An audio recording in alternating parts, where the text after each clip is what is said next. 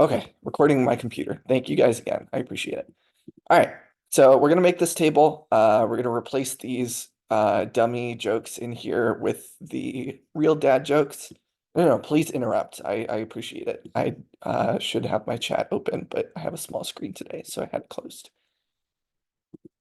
And we're going to paginate it, which means we're only going to show a certain number of results per page, and then we're going to have multiple different pages on our table, and I can click a button and show the elements on the first page, second page, third page, so on and so forth. You'll see this pretty much anywhere. If we go to Amazon, and I just look at some random product, if and when this loads, sure, let's buy some tennis balls.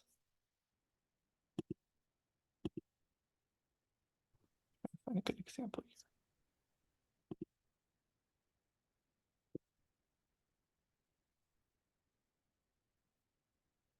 If I search for a tennis racket and scroll all the way down, what you'll notice at the bottom is that we have multiple different pages. So Amazon does this too, where it's only showing one page of items, which is some of them, but not all of them. We can go on to other pages, but not past the end. So we're going to break down all of our different jokes, which is going to be pretty long. And we're going to break it so that you can show 10 at a time, or 20 at a time, or 50 at a time. And they can change how many they're showing in one page of the table, and then some buttons to go from page 1, 2, 3, 4, 5, and back. So we're going to put all these features in here, and we're going to try and touch all the different topics from this week. Feel free to ask questions along the way. Speak up and interrupt. I will keep the chat open, so you're also welcome to use the chat. And also let me know if I'm going too fast. But I want to sort of do the review today in a specific scenario, in particular because I think the useReducer hook that is probably not going to make a whole lot of sense unless we can actually use it in a way that makes sense and explain why. Okay, so that's the Is plan. is pagination typically done on the back end, and how would you describe what has to be loaded? Let's say I'm loading a list of 10 items and I know there is 200. Should I uh load 20 listings so my first and the second pages will be ready, and when I click the next button I should talk to a server and get the next 10 items, or should I just have all 200 altogether? What we're going to do is we're just going to get all 200 at once and go from there. You can absolutely do it in multiple requests to the server. I think that's a design decision that you'll need to make at the time of writing an application, whether it makes sense. In my opinion, just like very naive without any other variables involved, I think it makes sense to request everything at once and just store the data locally on your browser, and then we can program our app to respond to that. But what you're going to see is that this API we're using actually kind of does it the other way, where you can search and request a specific page. So we're going to sort of mix the two into some very murky territory. But we're going to do it this way specifically so that we can do a couple of cool things. All right, any other questions before we jump into it?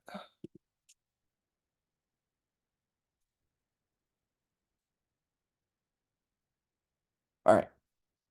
So with that said, let's take a look at the code we have so far. So I have app.js, which is our button and an HTML table where we map an array of different pieces of data into table row elements. So a table is composed of a table head and a table body.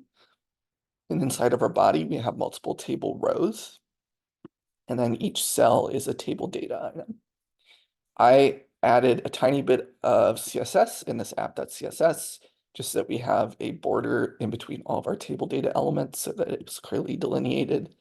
But other than that, we don't have any CSS in here. That would definitely be something to do in the future. The main thing right now is that all of our information is just hard coded in here, which we don't want. We want to be able to change our data at any time, add to it, remove from it, and not have to update our website. We want to just be able to do that straight from our backend, which we don't have, but we're going to substitute it in with this API. So what we need to do is we need to replace this hard-coded data with a function, which I have already started here, called getQuotes. And when this button is clicked, we're going to get a list of quotes and we're going to store it somewhere, and then we're going to feed it instead of this data. Now, with that said, let's take a look at what this API actually is. No, I do not care about AdBlock Plus. So this is an API where I can do a couple of interesting things. Notably, I picked this one today because we do not have to authenticate, which means I don't have to like create an account on their site and get an access token, which is overwhelmingly how you would actually want to do something like this. But for the purposes of doing this in an hour, we're going to skip any kind of authentication. And other things that I'm seeing in here that are particularly useful is that when we make a request to this API, it's going to send us back the response in several different formats, and we can pick which one we want. I'm going to pick application JSON so that we can actually use it in JavaScript. When you make calls from JavaScript, overwhelmingly, you'll probably want JSON as the data that you're sending and receiving, since it's really easy to work with because it's JavaScript object notation. But you could also do this as just a plain text list, or it could send you back an HTML file that you could, serve to the user and bring them to that page, but we don't care about that in particular. This other thing that it's mentioning is that we need to send it another header in our request. We'll talk about headers in a little bit. This is just them saying, please be friendly, which we will go ahead and do to the best of our ability. All right, so the thing that I'm really interested in is what endpoints does this API have? An endpoint is like a specific location on the server where I can send a request, and it defines a contract of what I need to give it and what it's going to give me back. So one such endpoint here is that I'm going to just fetch a random joke. And I can send a request to the specific endpoint, which is defined by this URL in combination with the method, which is get. So I can make a get request to this URL, and it's going to give me a random joke. And it's going to give me back a status, an ID, and the joke itself in an object. Note that if this didn't work, like if I sent it bad data, it would probably have a different status, but we're still going to get back a response in general. We could have other endpoints at the same URL. We could have a post endpoint, which is where I'm putting data on the server rather than getting data that's already there. I could have a patch endpoint. These are just semantically different about what you're trying to do with the server. And there's different endpoints for each HTTP request type. I wouldn't probably define every single type for every single URL, but you can have multiple at the same URL if it makes sense semantically. A lot of design for APIs like this is just trying to figure out what makes sense logically in your head. There's other endpoints here, but the one I'm really interested in is this search endpoint. So I can call this search URL with a get request, and I can pass it these optional query strings, which are just parameters that I'm giving, and I'm going to tack them on to this URL. And when I do that, we can access different pieces. So Vlad was mentioning that in some cases, your backend might be responsible for pagination rather than your front end. In this case, it does allow us to fetch specific pages, but we're going to do it the other way. We're just going to send a bunch of requests and get all the data and then paginate it ourselves, just for fun. The interesting thing here is that they limit in one request 30 items. So that's their pagination limit. We're interested in more than 30 items. And so we're gonna just like request this 5 times and get a different page every time. So we get the first 30, second 30, so on and so forth. And then the search term, we could use this if we want to, but I'm not super interested. So this is what we're planning on using. Curl, to answer your question, curl is a command line utility that allows us to send a request to a specific URL and get back the data. So we can do this from our terminal. Normally, like we'd only do this if we're trying to test something ourselves because you can't really do a whole lot with it. In an application, there are different libraries or APIs that we can use that allow us to send requests. -H means we're sending a request with a header, and this header is just a key value pair that specifies something about our request. So let me open up my inspect tab here, and we're going to go into network. Network is the section where you can see all of the web requests that your page sends out and receives.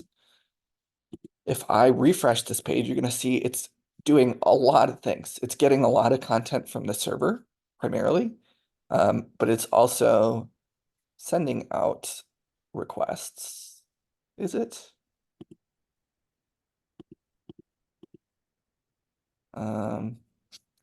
I don't like this example. Let's go to YouTube. I think this will be better. Cool. So if I go to YouTube, we're going to see that there are lots of requests, and we're going to look at some of these that are, I think fetch is what we want. Actually, I don't know.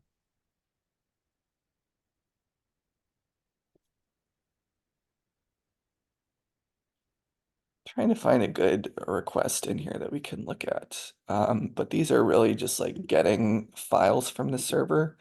But you'll see that there's lots of different headers in my request, and headers in the response as well, which just give information to the browser about what's going on. So specifically for this website, they are requesting that we pass them a couple headers, just to say we want our content in JSON, and also that our user agent is something.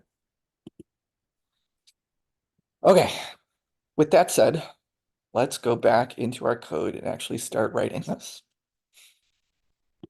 So what we're going to need is we're going to need somewhere to store these jokes once we get them. And I think this makes a lot of sense to make it a state variable. So let's do that. Let's call this jokes, set jokes is equal to use state. And the default here is going to be an empty array. So we have no jokes by default. And let me replace the data down here with our jokes state array. And then we can go ahead and run this code.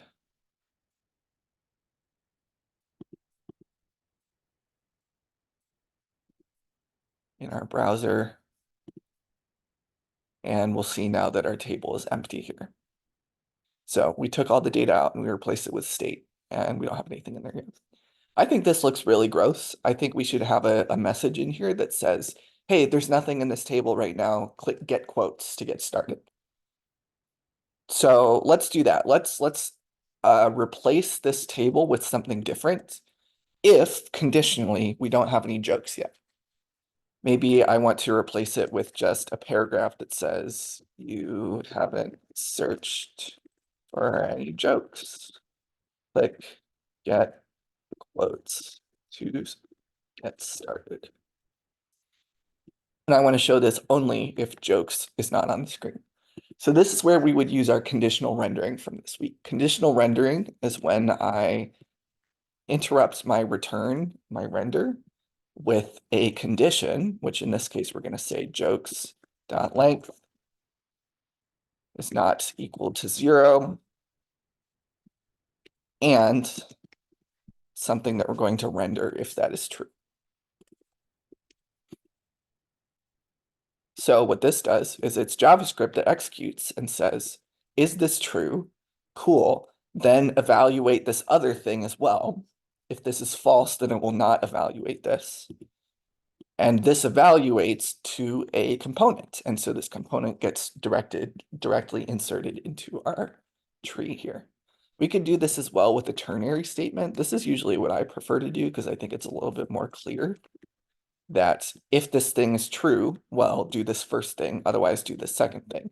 And the first thing is return this element that I want to conditionally render.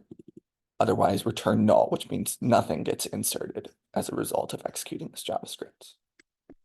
But for conciseness, we'll go ahead and do it this way. These mean the exact same thing. And if I go back in here, I have no data. And so I'm conditionally rendering my paragraph here that says get quotes to get started. That doesn't do anything yet. So that's our next task. Any questions while we're here on conditional rendering? This is not a very complicated topic. Once you've done it once, you can do it 1,000 times.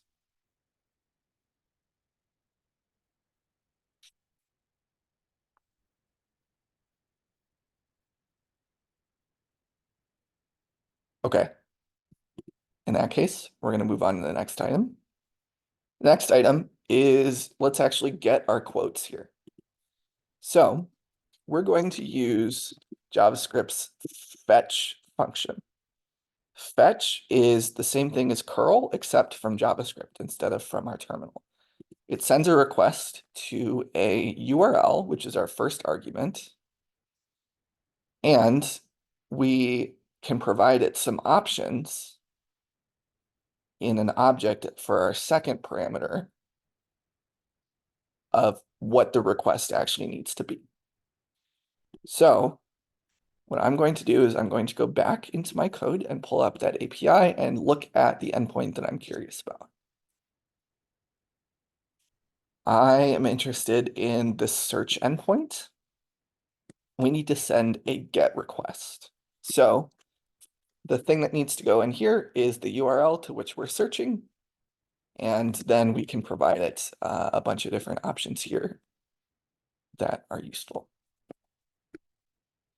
So if I don't know what any of these things are, which I do not remember off the top of my head, I'm going to look up fetch in JavaScript.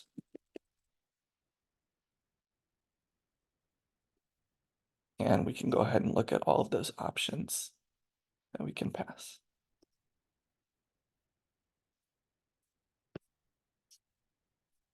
I think there should be a link in here somewhere. Maybe not. All right, I think this is our options definition here. So we can pass it a body. If we're passing a post request, if we're sending a post request or something where I'm sending data to the server, I want to put my data inside of the body that sends it there. But in this case, we're getting something. We're not sending something to the server, so we don't really care about a body. There's all kinds of other things, credentials, headers we'll use in just a second. The thing that I'm most interested in right now is making sure that our fetch knows what method we're using. So our API here says that we need to make a GET request. So inside of my options object, I'm going to add a method, and this method is going to be GET. That's pretty easy. And let's look and see if there's anything else we want. I don't think we know really what any of these things are. And they don't look familiar based on our API documentation, so we're going to ignore them for now. It does tell us that we can also pass options with this request as query string parameters. So a query string parameter is something we tack onto the end of our URL that says, at this particular route that corresponds to this URL and this method get, I want to pass a couple parameters to sort of limit what I'm actually getting. And we can pass it a page, a limit, and a term. We're going to ignore term, but we are going to pass it a page and a limit. So let's go back in here. The format for a query parameter is we write out the URL to which we're sending our request, and then we hit question mark, which says I'm starting to give you parameters. And then we give it key value pairs separated by an equal sign for the parameters that we want to give it. So I want to get page 1, and I want to limit it to 30 results per page. Cool. Other things we need to put in here really quick is they want us to add a couple of headers. So we can go ahead and do that. There is a headers property in this object. And we are going to give it a couple of different headers. So the first header that we want to give it is the accept header. And we need to tell it what specific type of data we are accepting from the server. So we want to get JSON, and we're going to send it JSON. So we add this accept header application JSON. The other thing is they want us to set a user agent header, which we'll also do. And I think this is just something arbitrary so that they can trace internally who's using their API. Here they give you an example of like a link to the URL. We don't have to be that crazy. I'm going to say Grackle React class demo. And if the person looking at this API internally can figure out what the hell this means, more power to them. Cool. So this fetch is going to send this request, but we don't do anything with this right now. So now's the part where we like get into async await and actually handling asynchronous operations, which is super, super, super important in JavaScript. If you get nothing out of today, at least let's, make sure that you fully understand how async await works and handling promises. So in JavaScript, a promise is an object that executes a function that is not guaranteed to finish right away. And you can wait for the promise to resolve or reject in the future. So I can create a promise here, which you probably won't have to do this very often explicitly, but there will be promises under the hood. And eventually, inside of a function that this promise is running, this promise is either going to resolve or reject. You don't know when this is going to happen. It could be an arbitrary amount of time in the future. In this case, it's however long it takes for us to get our data back from the server, which could be highly variable. And then once that happens, we can either take the data that is resolved when it successfully completes, or we can get the error when it is rejected. So this is how we allow JavaScript to do something in the background and come back to us and then use it in our code later on. It is very common for fetching data if you have like a download that you're trying to process, anything like that you don't want to block your user from using your website while it happens. So we need some special way in JavaScript to actually handle this promise and run code when it finishes successfully or when it fails. And there's 2 ways of doing this in JavaScript. So you'll notice that this returns a promise, and the type of the promise is a response object. So when it resolves in the future, it should give us back a response object that we can use, or it'll reject and we have to handle the error. We can do this using async await or chaining .then and .catch to the end of our promise. So let's do this the simpler way first. So if I have a promise, anytime that something returns a promise, I can chain .then response, or we'll just call it res, and some sort of function execute. And I can also chain .catch. onto the end of our promise. And what this does is it attaches to the promise. This is the function that I want to execute after we successfully resolve. And this is the function that I want to execute when we catch an error if it gets rejected. We can have multiple thens. Something that I see people doing fairly often is return res.json. When we get a response back, I think we actually might have to await this, which is kind of annoying because JSON also returns a promise. So let's not do this yet. Actually, this is mixing the two. But we will get some sort of response, which is just like a gross object that we don't really know what to do with. And then we'll call res.json. And then we chain onto that. Now that we have our data, we can do something with our data. So I'm going to call set jokes to be our data and see if this works. I'm not convinced that it will.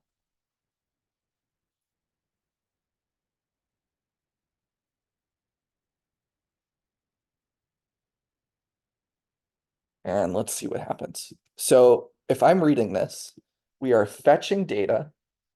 Then when that data is successful and we have just this gross response object that we'll look at in a second, I want to get the JSON from that response, which just gets me the important stuff and ignores all like the headers and error codes and stuff like that.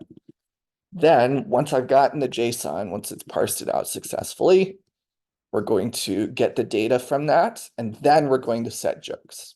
So because these are chained, this only executes once we successfully resolve.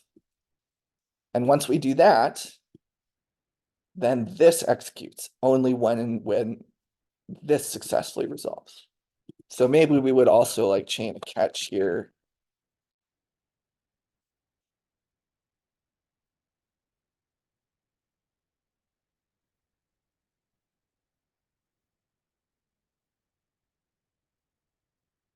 I don't expect that this is going to have any reason to execute. But let's see what happens when we do this. So when I click get quotes, this should execute and it'll fetch our stuff. I think there might be some pain points here. So let's try it and see what happens. I'm gonna open my console since it's particularly relevant. Oops. All right. Get quotes. Jokes.map is not a function. Okay, so we got a response back. I'm going to go into my network tab and check this request that I sent. My headers say that it got back to me okay. And I sent it these parameters, which we put in there specifically.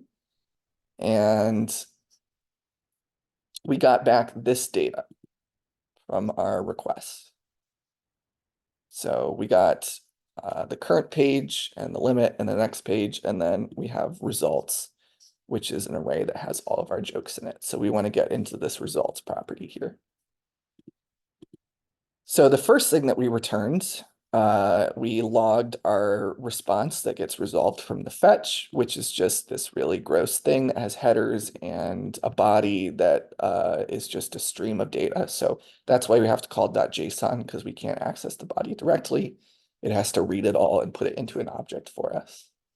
And then once we did that, now we have this data that we got sent back that looks correct. And we want to get the results property, which is an array of all these jokes, and put that into set jokes. So we didn't do that here. We just put this whole data object, which includes all these other fields. And so when we try and map it down here, data.id and joke don't exist.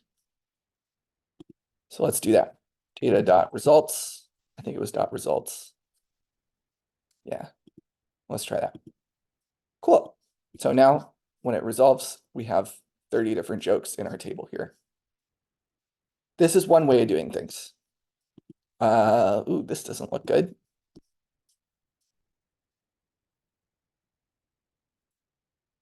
That should go away. Oh, it's because I accidentally duplicated it. I want equal 0. So when there's no jokes, show it. All right, my bad. I wrote a typo. Cool, and now it's gone down here. I can refresh my page, get quotes, so on and so forth. Now, there's another way of doing this. The other way we can do this, I'm gonna comment this out for a second. Actually, we're gonna keep this fetch, so we're gonna copy this. The other way we can do this is by awaiting the result. So await says, wait for this promise to complete, either resolved or rejected, we don't care, but wait for it to successfully do something for the promise to finish. And now we can actually execute this just like any other piece of code where I say, this is my response. Once this fetch gets back to us, put it into this response. And then you'll see when we log this that your response actually looks very different in comparison to when we did the dot then. Now, when you use an await forces our code to run synchronously, which means our code executes in order and it'll stop and wait for our asynchronous thing to finish and come back to us. And in order to do this, we have to tell everyone that this function is asynchronous because it has to wait for this thing to happen, which is an arbitrary amount of time. And therefore, this function also takes an arbitrary amount of time to finish. So we have to, anytime we use the await keyword in a function, we have to mark that function as async. It could take who knows how long because it has to wait for this thing to finish. The perks of doing this is you get to keep everything synchronous. So if you are interested in like top to bottom code, it's very, very, advantageous to do it this way where it's very easy to follow execution. And what we saw in this other example here is we had code that needed to execute in order. So we needed to fetch, and then we need to turn it into readable JSON content. And then we need to set the jokes once we have that readable JSON content. And the only way we can do this is by chaining these blocks because we have to say, after this, run this code, and after this, run this code. If I were to call set jokes down here with some piece of data, this is going to execute immediately. When I call fetch and dot then, all this does is attach a function that's going to happen in the future and then continues on its merry way. And so anything that I write down here is going to continue executing right away, even though this has not finished yet. And so anything that depends on this fetch needs to get chained inside. And sometimes you like are chaining and chaining and chaining, and it gets really gross. And so in that case, if you have stuff that needs to chain, I think this is going to look a lot cleaner if we use an async await, where it says, wait for this to finish, then let's do something after that. So now, if I refresh this page, we don't have anything.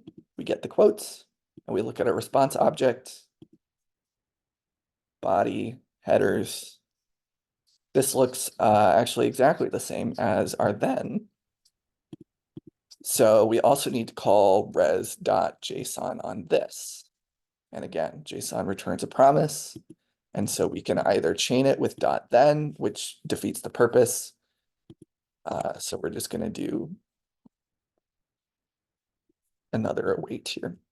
And once we have this, our jokes, actually, we'll just set it directly to set jokes data.results. And let's see if this works. Cool. We got our jokes. We got 30 of them. It puts it in the table. Everything executed synchronously inside of this function.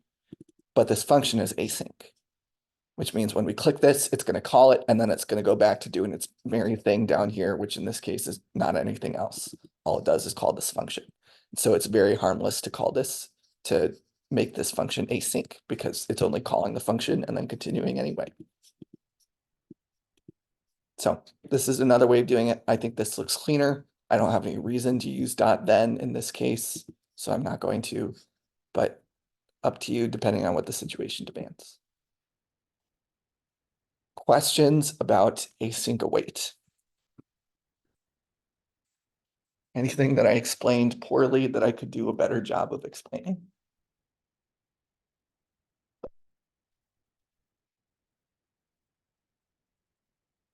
All right, I'm gonna get some water. Give me a sec.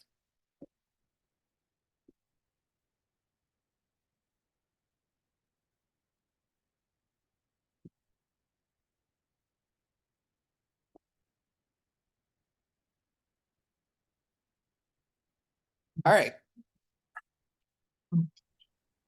So we got our data. It's not a lot of data though. 2 awaits inside the async. In this case, we need 2 awaits because we have 2 promises. Fetch is a promise that says, I'm going to go get your data and return it to you in the future. And so we need to wait for that to come back so that everything continues running in order. And this .json also is a promise. And this returns just some object to us, which will be different for every fetch you make to a different place. This, I think, takes some time to go and like read all the binary data and try and blend it into an object. And so this also is a promise. And so we're going to await because we've chosen that's how we're going to handle this asynchronous stuff. And so it doesn't really make sense in a lot of cases to mix the two. So we're going to stick with awaiting for both of the promises. I could await for one up here and then call .then down here. That's fine. I couldn't do it the other way and call .then on this fetch and then outside here await for res.json. I guess I could do it if we like marked this function here as async and then await inside. Like you can mix the two, but in general, you'll probably stick to one per function in general. So in this case, we don't catch errors the same way. So we just get back a response object one way or another. And so what I would want to do here is I would want to check if response dot status is equal to 200, which is a code that just says, yeah, everything was okay. I got your data for you. And then inside of there is when I would grab the data and then set my jokes. Otherwise, our res.status, maybe it's a status 400. Anything in the 400s and 500s is bad. And anything in the 200s is good. So in that case, I would do my console.error down here and say error retrieving jokes and res.status text.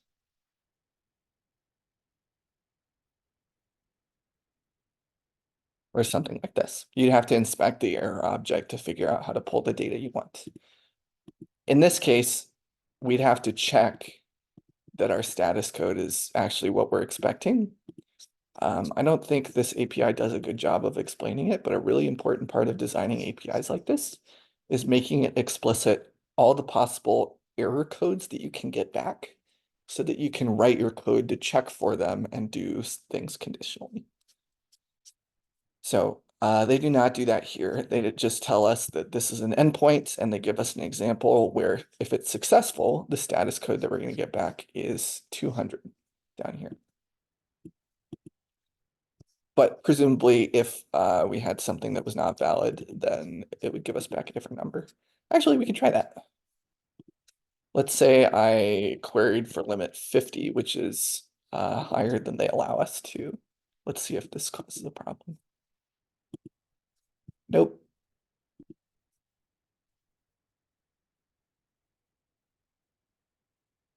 Limit next page. All right, I guess they just corrected the 50 to 30 internally. What if I did this?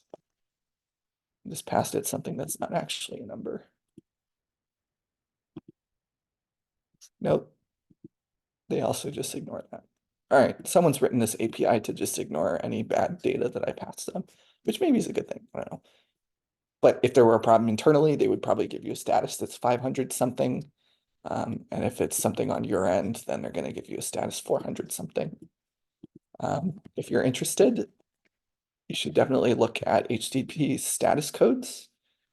Every number you get back as the status for your request means something different semantically about what happened to your request. So 200 means your request was okay. Everything worked, no problem. A 201 code means you sent me data for something that you wanted created, like an object you wanted created on the server, and we were able to do that successfully. And they all mean different things. The person who designs your API is going to choose these status codes depending on what they're trying to accomplish and what the endpoints you're allowed to use are and what it means when you get a status back. Yeah, MDN Web Docs is good for understanding status codes, but if you just sort of start reading about REST APIs, I think those are getting a high level understanding of like designing a REST API is going to help you understand like why you would choose a specific status code. I can just tell you 201 means you created something, but like, what does that mean in practice? Cool. I don't know that we're really going to have a whole lot of time for pagination, if any. But we can at least sort of outfit this a little bit, and let's get way more jokes than just 30. I'm just going to run this in a loop.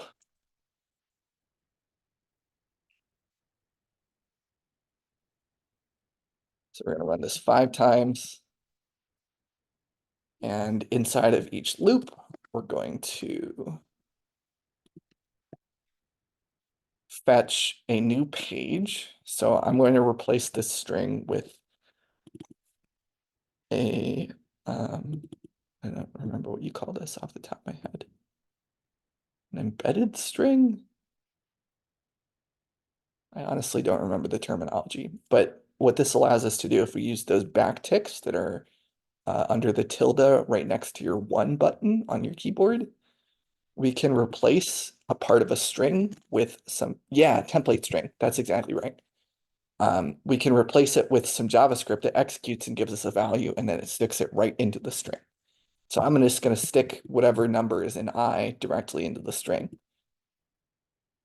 which in this case is going to be 1 in the first iteration, and then 2 in the second, and 3 in the fourth. Sorry, 2 in the second, 3 in the third, so on and so forth, up until 5. And that way we get a different page every time we do this. And we get it, we check if we got it, and then we set the jokes to be that thing. But this is going to override it every time. Every time I request, it's going to set jokes to be that page. We want to put it all together. And so how we're going to do that is we're going to create a new jokes array at the top of our function. And what we're going to do is we're going to say new jokes is equal to what was previously in new jokes plus data.results. So we're going to create a new array, and we're going to spread all of the information from the old one plus all the stuff we just got. And then we're going to reassign it. And so now after this executes 5 times, we'll now have 150 jokes in this array. And then we can call set jokes down here to be our new array. So let's try it. Let's see if this works. Ooh, I'm not going to count this, but this looks like 150 to me. This is a lot.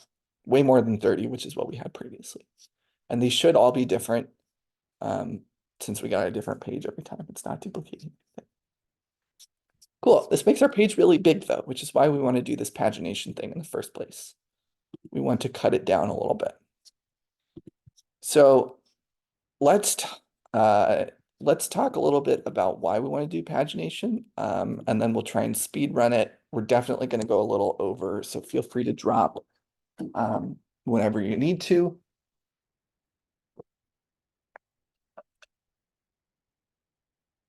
but I don't want to just talk about it and then leave you guys hanging. So I'm going to work through this and probably go a little over time. Cool. So what I've given you guys, I'm going to get rid of this extra stuff down here since it just takes up space, is a table footer component. In this table footer, we have a state variable for how many options are currently on each page, which I'm going to set the default to be 10 since I didn't give it a default, which is bad. And then we have this structure where it's just a div on the bottom. And it's a button that is the left arrow button. So this button down here. And then we have our select. Our select takes a list of options as the children, which we take all the different numbers in this array and we turn them into option elements using .map. And so each number becomes its own option for this select. And then we control what the current value is using that state variable. So when we change the option, then we want to set the new page option up here, which we don't currently do. And then this page option is the value that's currently showing in the select. And then we have our right arrow button. So these arrow buttons in theory should let us change pages in the future, which it does not do right now. And also we want to show down here what page we're currently on, but we have no concept of a page right now. So we also need to do that in the future. Lots of to-do items in here. So let's talk about how this needs to work. So let's say I have my 150 items and I have a page size of 10. This means we should have 15 pages. 10 items per page, 15 pages, 150 items total. So we'll start on page 1 and we can let them go all the way through page 15. And we need to only show on the first page items 1 through 10. And on page 2, items 11 through 20. And on page 3, items 21 through 30, and so on and so forth up until the end. So we have all of our data. We just need to separate it into different pages and allow them to control what page they're currently on. And they should be able to change this number. So maybe they want to view 50 items at a time instead of just 10. Well, now they should be able to, if it's 50 items, it should be 50 per page for 3 total pages, which is 150 items in total. And so now when we previously had 15 pages, our site should automatically change the number of pages to be only 3 instead of 15. There's challenges here that make this more difficult than you would think. So let's say I were to just create a couple of state variables inside of our app. So I would say all the logic for determining what data gets put into the table is going to happen in here since that's where our table exists. I could create states to control all of the different things that we're interested in. So we would probably need a state for how many pages are there?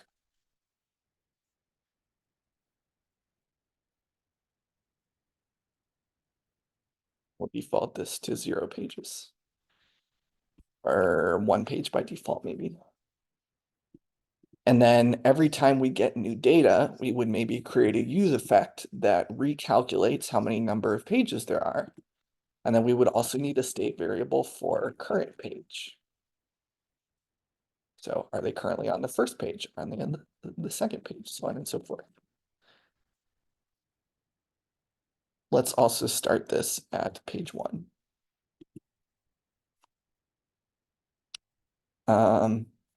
Cool. So let's write some code really quick that's going to take these 2 values and take the subset of our jokes array that actually needs to show on the page right now. So if num pages equal to 1, and pages is equal to 1, and we have, or sorry, we'll say this is 15, and we have 150 data elements, then we should be showing items 1 through 10. And if pages is equal to 6, or let's do 5 rather, then we should be showing items 41 through 50. So we're gonna have to do a little bit of math here. Let's create an array called subset, which is the subset of jokes that we're showing. I'll make this empty, and we're going to just mathematically get all of those items from the array and push them onto this array separately. There might be a more clever way of doing this or using a function, but I think this is the easiest to read, so we're going to do that. So we need to get what the first item's index is and the last item's index. So let's figure that out mathematically. First index is equal to, well, it's equal to our page number.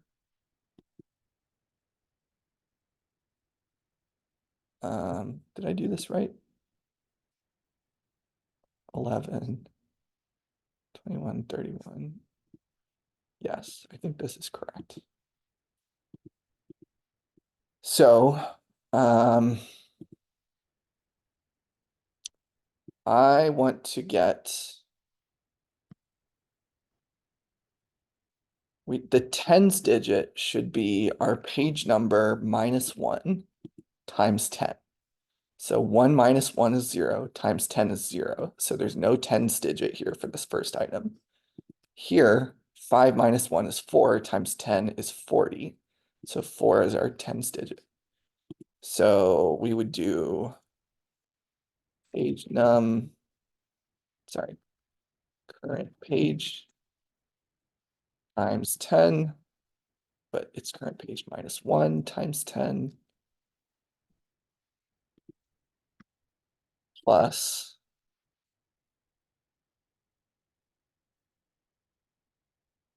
nothing. Let's actually phrase this a little differently. Let's say it's items 0 through 9, since these are indexes in an array. And so this would be items 40 through 49.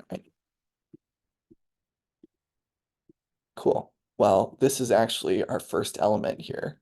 Items 0, 10, 20, 30, 40, so on and so forth. But this assumes that our page size is 10, but it could be variable. So we need to have a page size state variable up here, which we will set to be 10 until we change it ourselves. And let's do this even differently. So we have our page size, and we'll just multiply it by page number, or current page. So if current page is 1, then we want to get page size, which is 10, and we want to multiply this by 0. So we're going to have to do minus 1 here. Since we're going to keep our pages 1 indexed, just because I think that will make the most sense. But we're going to have our items 0 indexed because we have to get them from an array. So the page size times our current page number minus 1. If this is page 1, this is going to start at 0. And then page 2, this is going to be 10. Page 3 is going to be 20. So that works. That's what we want. Second, or last index is equal to first index plus page size minus 1. So if our first index is 0 and our page size is 10, 0 plus 10 is 10, but we only want to go up until 9. So we're going to do minus 1. And then we're going to go from first index to last index inclusive. Let I is equal to first index. I is less than or equal to last index. I plus plus. Subset dot push jokes I. Now we need to be careful because if we have, say, 5 items, but our page size is 10, then we have a page number 1, and we have our first index because we know there's at least that many pages. Our first index is always going to be valid, but our last index might not. Our last index, in this case, we'd calculate to be 9, but there's only 5 elements. So last index is actually just 4. So we're going to use a math.min here. And say jokes.length -1 and this value. If this value is less than the length of our jokes array -1, which gets the index of the last element, then we're going to use this. Otherwise, we'll just use the last element. That's as far as we're willing to go. So this will cut it down if we only have 5 elements. And now we have the subset. Rename subset of jokes. And we're going to replace jokes with our subset of jokes here. And let's hope this works. I'm going to refresh the page, get quotes. Cool, it only shows us 10 things at a time. So this first one is I'm tired of following my dreams, so on and so forth. And if I were to go up here and set my set page to be 2 instead.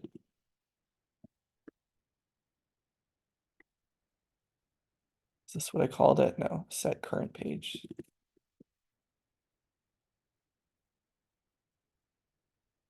Then when I refresh this, I should be seeing a different joke up here.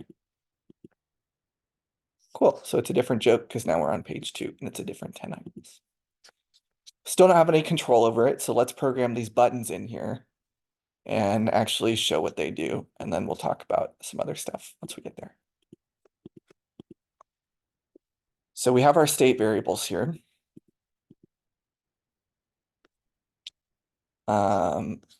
Our footer, let's split screen it. Our footer needs access to the page number, our total number of pages, and stuff like that. So we need to pass those as properties. Let's pass them as the same name as what they are. So num pages equal to the state variable num pages. Current page is equal to the state variable current page. And what was the last one? Page size is equal to page size. And we're going to need some way for this component to set the page size. And so we're going to pass it that setter function as a property as well.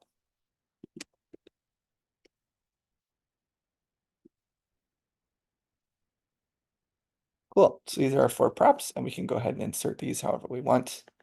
I'm going to call set page size up here.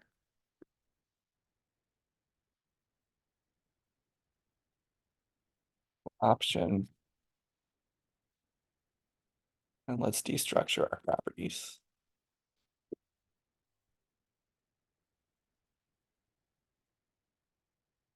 We can just access them directly.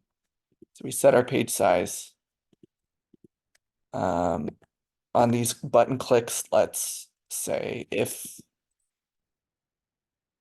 So this is going back a page, so we need to be able to set the current page. So we also need to pass that as a property.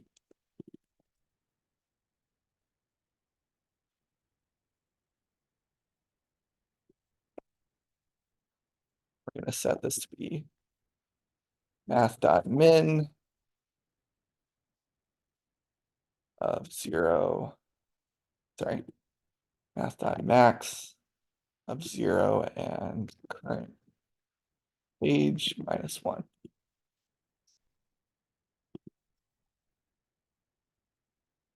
what this is going to do is it's going to set the current page to be current page -1, but if it goes below 0, we bound it at 0. Actually, we're going to bound it at 1 because we said we're 1 indexing this. We're going to do the same thing for our forward button, except we're going to do math.min num pages. So it can't go past this. It cannot be bigger. Current page +1.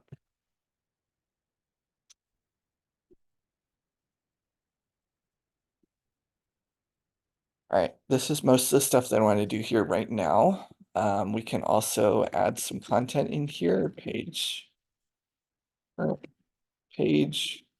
of pages. So now our footer at the bottom should tell us. And we need to actually set our number of pages and our current page inside of this get quotes function. So once we get all of our data and set it, then we need to calculate our new number of pages, which is going to be new jokes length divided by page size. So if our page size is 30 and our length is 150, then this should come out to be 5. If it's not even, it's going to be a decimal though. So let's say I have a length of 12, but my page size is 10. Well, 12 divided by 10 is 1.2, which means we have 10 jokes on the first page and 2 that overflow into the second page. So we need to bump it up to be 2 pages, which we're going to do with math.ceil, which is short for math.ceiling. And this takes a decimal and rounds it up always. So we have our new number of pages, set num pages, pages. And let's say when we change the size, we're just going to set current page to be 0. Sorry, we're going to set it to be 1 so that we always have, we always reset when we change the table size. One other thing I'm going to do here is I'm going to say that this has to be at least 1.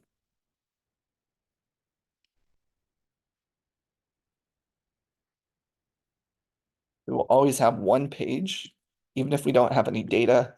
That data just won't show anything, which is fine. But we always want to have at least 1 page so that when we say current page is page 1, it actually has a valid meaning. Okay, let's see what this does. This, in theory, is the code that allows us to do pagination. I don't think it's going to be perfect yet. Oops, did I not do this properly?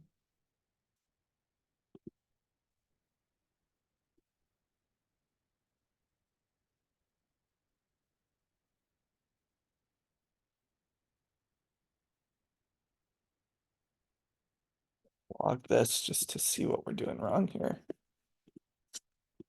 which appears to be something.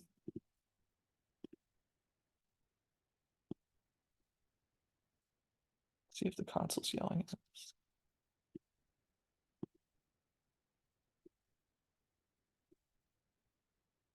All right, get quotes. We have 150 items. Number of pages is 15, which is correct. If I set this to be 20, and then I get, oops. Oh, I think I didn't fix our setter. So when I click this option and change per page option, we get the number, we set our new page size.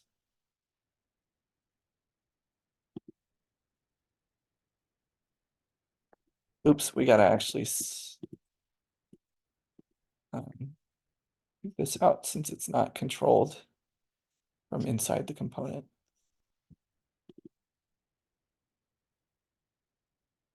So we're passing in our page size from the higher component and also our setter function, set page size.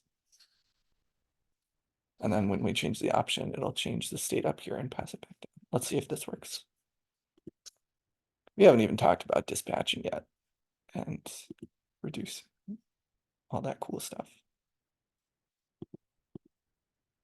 Okay, this at least works though. Still got something wrong. Set is not defined. New num pages is not a function. App 38.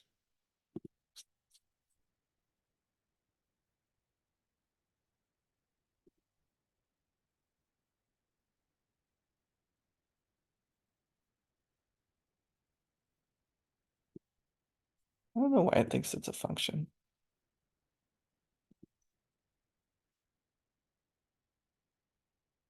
Oops. Yeah, that's useful. New num pages. Why does it think it's a function?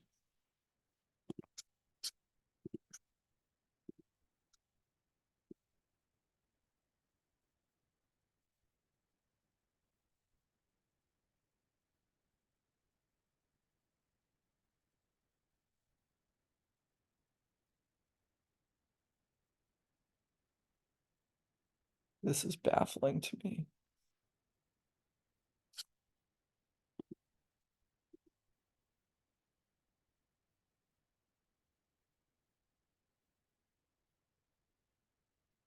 Oh, it's this. I made a typo.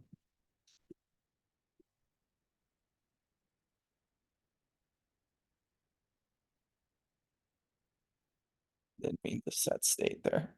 I just want to take this value and then do something else to it. So we're gonna get the number of pages and then make sure it's at least one, and then we're gonna set it and then set our current page and do stuff like that.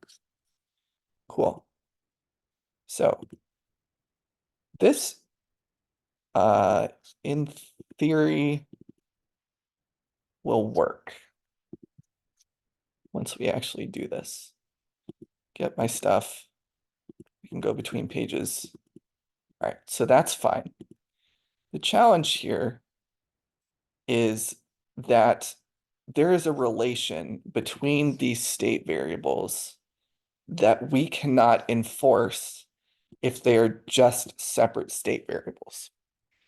So my current page is related to the number of pages. I cannot have a current page that is greater than the max number of pages that I have. I can't be on page 17 and there's only 15, which we actually saw just a second ago. So if I refresh and I get quotes and I have 10 items per page and I go to page 10. Well, if I change this to 150, for 150 pages, there's only one, sorry, for 150 elements per page, there's only one page. So I would have to reset and say that I'm going back to page 1, which I don't think I do here properly. That would need to happen inside of our table footer, but we're gonna not do that because that's besides the point. But I do need to do that because those state variables are related to each other. And similarly, my sorry, go back in here. My page size, when this changes, then we change the number of pages, and then we change our current page, and so on and so forth. And so inside of a function that gets called to change the first thing, then we call another set state, and then we call another set state. But you'll remember that set state is not synchronous. When I call set state, this does not happen literally right here.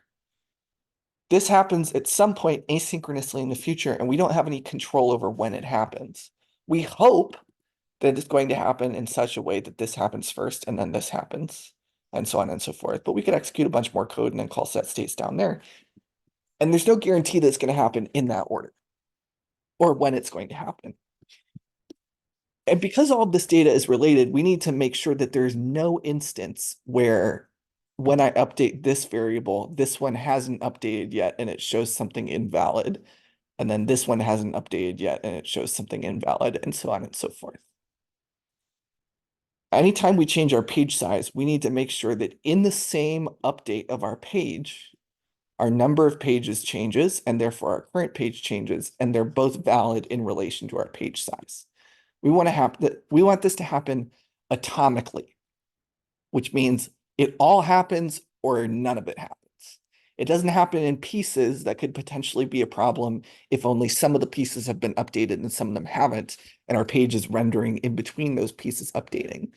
We want them to all happen at the same time, and then our page refreshes with the completed result. And the way we do this is by using the useReducer hook. Our useReducer hook allows us to take several different pieces of state, bundle them up into an object, and then update the object atomically by sending events, by dispatching events to this hook. And our hook has a function. And this function is going to be responsible for updating all states according to what event occurred. So we're going to send it an event that says this thing happened in my site. And then inside of this function, we're going to check, did that event happen? Okay, update all the things that need to be updated together. And then you return the new state object. So this looks very similar to a set state call where we have our page options, dispatch, page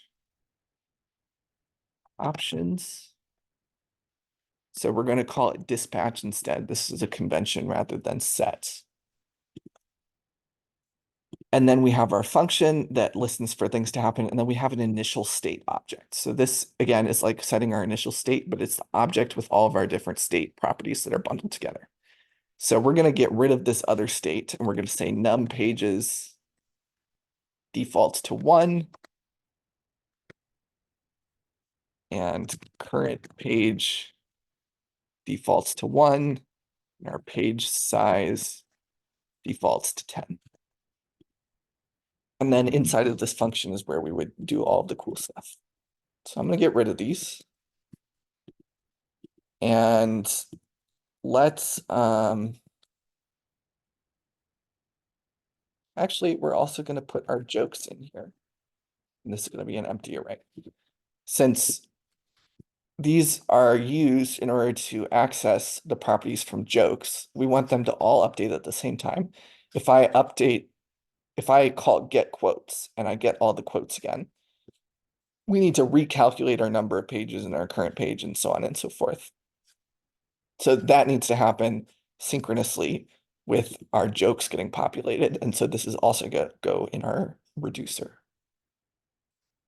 And the format of what we're going to do here is we're going to wait for specific events to happen in our page and check for them. And if that happens, execute some logic. So one event that's going to happen is get new data. You can check whatever you want. You literally just like check against a specific string. This reducer takes two functions. It takes an action, I think it's first.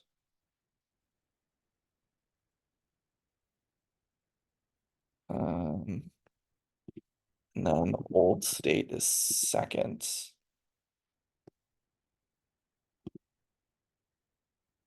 Let me double check this really quick. Make sure I don't put these in the wrong order. Reducer. Oh, yeah. Did I get the order right? It's the old state that comes second. Yeah, but it's not action, it's reducer. Use reducer, a function, and then two parameters, state and action. Oh, Oh, okay. old state comes first. Okay, I gotta swap these around. All right, so you are providing to the useReducer a function that takes in two properties. It takes in the state object before you do anything to it, and then the action, which is an object that you pass that specifies all things that need to happen. So things that are going to happen, we're going to get some new data, or we're going to change page size.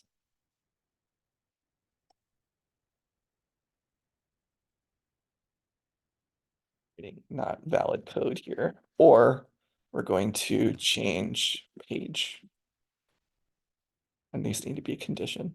So we're going to say that when we pass an object to the action, our object is always going to have a type property, which is the string that matches one of these things.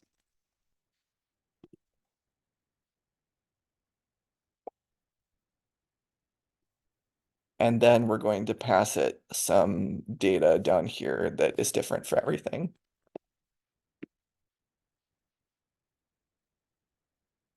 So in this case, our data, if we get new data, is going to be the array of jokes.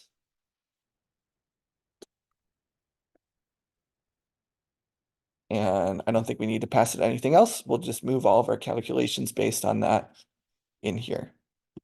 And change page size, well, our data is going to be the new page size, which is going to be an int.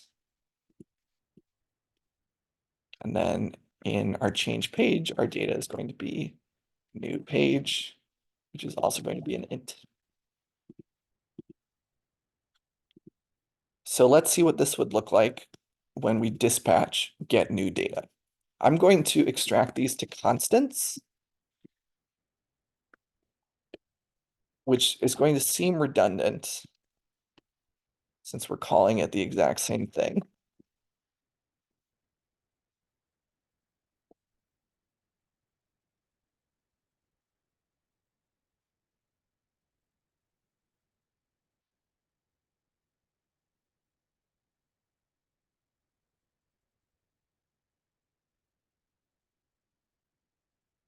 Oops.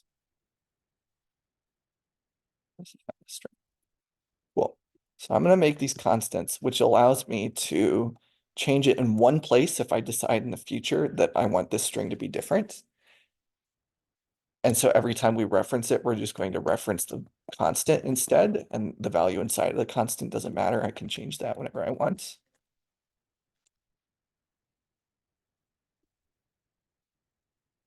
And then also, if I want to use this somewhere else, it'll auto-correct it for me, and so I don't have to like guess elsewhere in my code what I called it in the past. The code for this is in the completed example branch that's already pushed up to the repo, so you can go ahead and look at it. But I will also push the code that we're specifically working with today, which will probably be a little bit different just because I do things differently the second time. Cool. So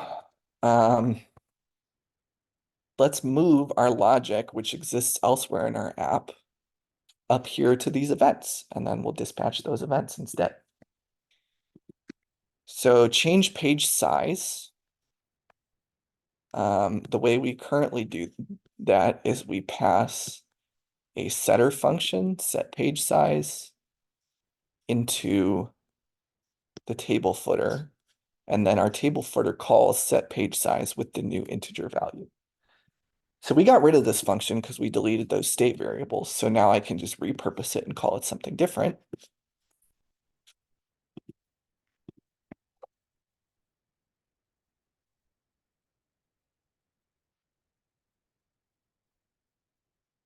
And the way that I'm going to use this is I'm going to dispatch page options, which means send an event to this reducer.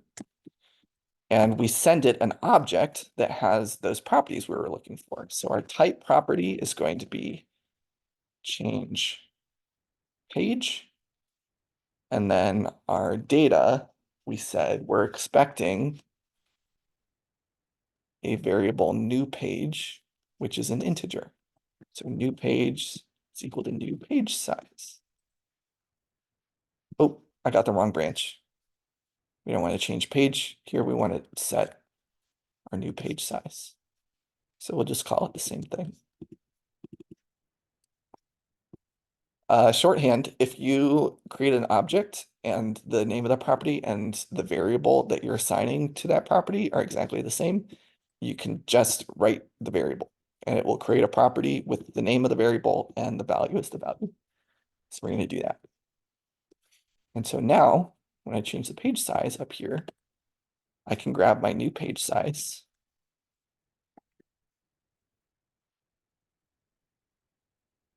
and set this to be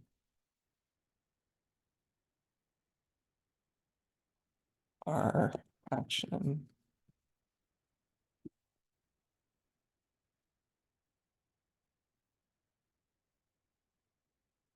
So our action dot type is what we check for our event. And then down here, we can get action dot new page size. And we can return our new state, which we're going to say is our old state, all the same properties except new page size is equal to new page size. Or rather, page size, I think is what we call it down here. Yeah. So this takes our old state object, keeps all the same properties except overwrites page size. And this is our new state object and will cause our component to rerun.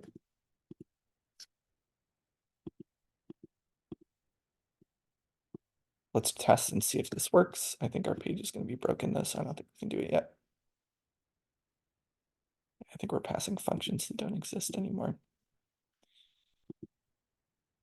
So let's just keep working on this. Change page. For our event, we want our new page to be action.newPage. If page is less than 1, then new page is equal to 1. So we're not going to let it go below 1. We don't have page 0. And if new page is greater than our old state dot pages, then our new page is equal to old state dot pages. So if we have 15 pages and it's greater, if we're trying to go to 16, then we're just going to set it back to 15. And then now we can return old state. And then our current page is our new page. So this is a pattern of a reducer where we return our object, which has almost all the same things except all the things that need to change in this specific instance.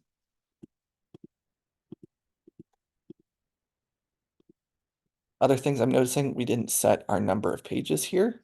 So we need to do that. Let's calculate our new number of pages, which we already do. I'm just going to copy that logic. So we have our new page size.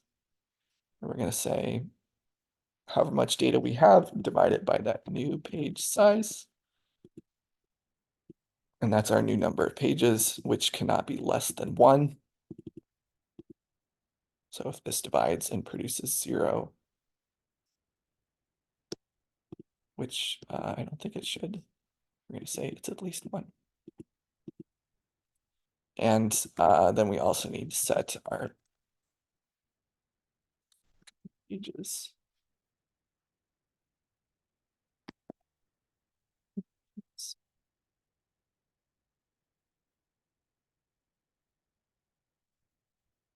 And one other thing, if we change and we have a low number of pages, it is always safe to say current page is equal to 1. We're just going to reset them back to the front of the table. We're not going to worry about, are they on page 17, but that no longer exists. We're going to put them back on the first page.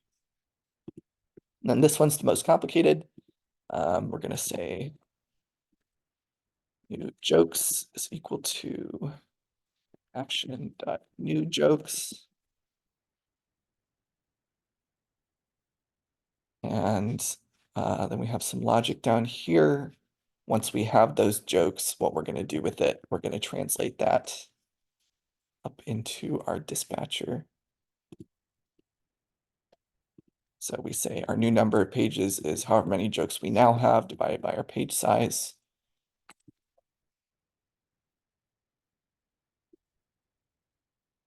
And our new number of pages is at least 1. And then we set our stuff here so we can return that object.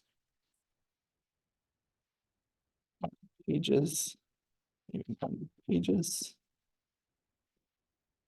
page is equal to 1. And our jokes is equal to new jokes, all the stuff that changed. Page size does not change, so we're not going to include that in here. All right, and then we can replace these other locations where we called set jokes. We're going to dispatch page options, type, get new data, action, new jokes is equal to new jokes, which we can abbreviate to just the name of the property. So this will dispatch our get new data event with our new jokes as the data, which then get picked up here and we do our math.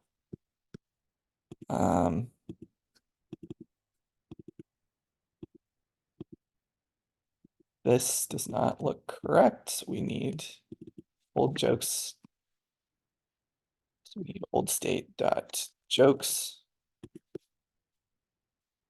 This one I do an audit here to make sure I didn't miss anything obvious.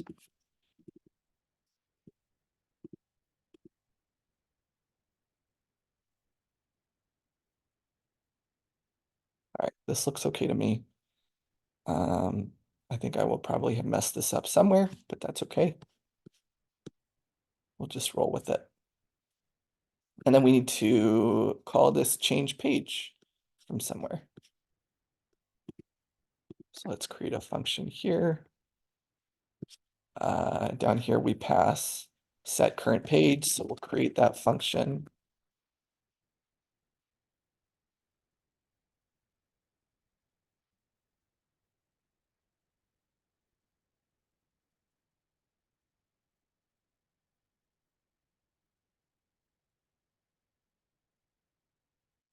Sure, it's waiting for the new page property. Yeah, new page. If it's less than 1, set it to 1 if it's greater. All right, that looks good to me. So we have our 3 dispatch events. When these events happen in our page, we send it data, and our reducer reads from that and does the appropriate thing. And most importantly, our reducer takes an old state object, changes all these properties at once atomically, which means there's not 2 of them finished, but not 3 of them. There's no way that there's no impossible state where we have 15 pages, but we're currently on page 23. That is an impossible state that our page does not allow. And so we use useReducer to make sure we could never have that happen. We update everything at once. We know when we return this new state variable that everything has been updated accordingly. There might be a bug here, I don't know. But in theory, if it works, it works. And so now we need to change our usage of those variables, which are now part of our reducer. So we're going to call page options dot current page, page options dot page size, and page options dot jokes.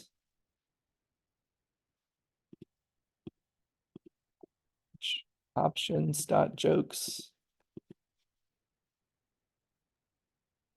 Sorry to interrupt. Can I ask one question? Mm-hmm. Where I can get the recording? I will post the recording to the dashboard. On Slack? There is a mentor session, CTD Learns recordings. I'll post a link to it in Slack, but I will also just put it in the Zoom chat right now. Thank you. I need to go that side. Yeah, you can find all of the recordings from all the mentors on there, so definitely bookmark it. Thank you. Mm-hmm. And we gotta set page options down here as well in order to access these variables.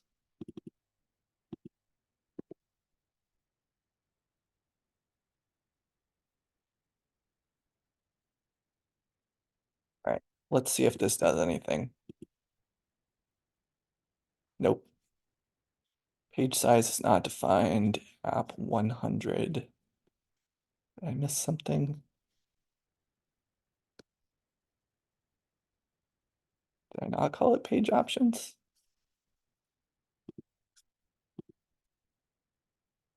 Page size is not defined on line 100.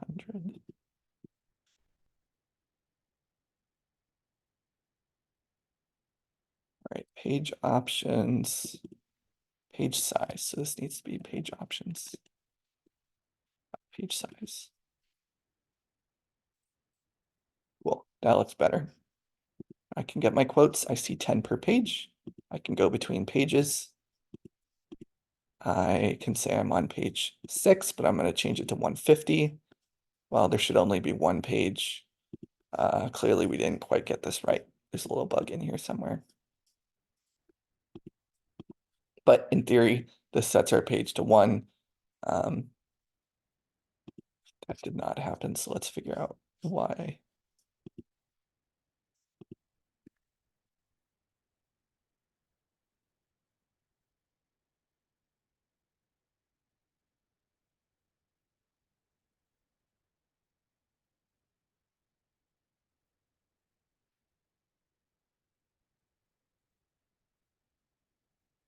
So I get my quotes.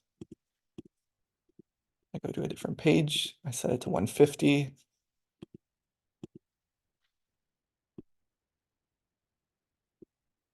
Huh. Change page size. Oop, I'm not sending the right event down here. Set page size should be change page size event. Let's try it again.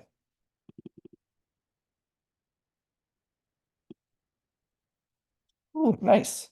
150, 1 out of 1. If I change this to 20, 1 out of 8. And you'll notice on that 8th page, since 20 does not go into 150 evenly, there should only be 10 items on this last page. And it's much shorter. And I can't go past page 8. Similarly, I cannot go below page 1. All right, so we hooked up all this. This is really complicated. It's obviously way more complicated than just writing force states. But what this allows us to do is say, there is no instance where I do not have control over all of these related pieces of state. And there's no instance where it can produce that impossible state. You should not default to use a reducer. You should use a reducer if you identify that you have pieces of state that are related. And if they don't all update atomically, could produce impossible state. When you have impossible state, that's when you need to group them together and use a reducer to update them. This is a very similar pattern to Redux. If you've ever heard of Redux, Redux puts all of your state into one object, and you just call a function to update that state. And then in different parts of your application, you just subscribe to that singular object that holds all of your state. And when that changes, you can listen for changes in different components. This is like a mini version that is specifically for small pieces of data in a normal app that can produce impossible state. It is a lot of code for this feature, but it guarantees that we do not have any moments where we get impossible state and our page doesn't know how to render that, and then it explodes and tries to do something with null or undefined, and then our page goes white. When you have an error in your code, and then your entire page goes away, and then you see the error in the console, that would happen if we had impossible state. It might, just depending on, how your code tries to access that impossible state where your 3 different things are related. I also think this would be less code if we had started with saying, well, these 3 things are impossible state, so let's just create a reducer for them.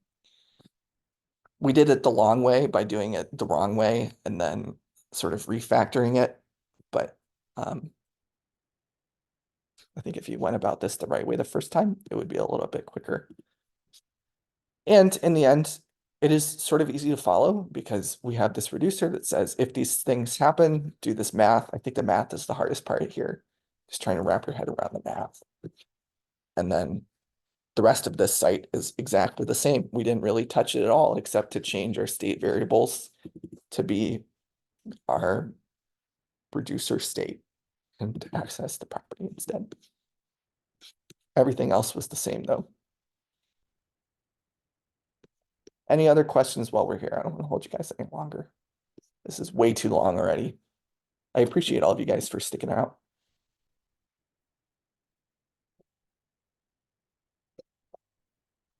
I promise not to do something this long again. This is 3 different topics that are all like interesting, and we could have done just conditional rendering and async await very easily and talked about it in depth for an hour. But I think last summer, what I noticed was that people didn't really have any idea why you would use a reducer instead of use state. And you don't do it super often because impossible state is not something that happens, in a ton of cases. Most of the time you have state that are independent and it doesn't matter if one of them changes, but not the others. But it is important to at least know why it exists so that you can use it when you do need it. Like all the other hooks, use context. You probably don't need it for your current application because it's not relevant, but knowing why use context is important and when it is useful is really valuable. And same for use memo and use context. Sorry. Use callback, stuff like that. All right, if there's no other questions, I'm gonna end Zoom here. Thank you guys for sticking it out. I will upload the recording this weekend as soon as possible for everyone and send out an announcement if you want to go back to it. Otherwise, have a good weekend. I'll talk to you guys for a more normal session next week, I promise.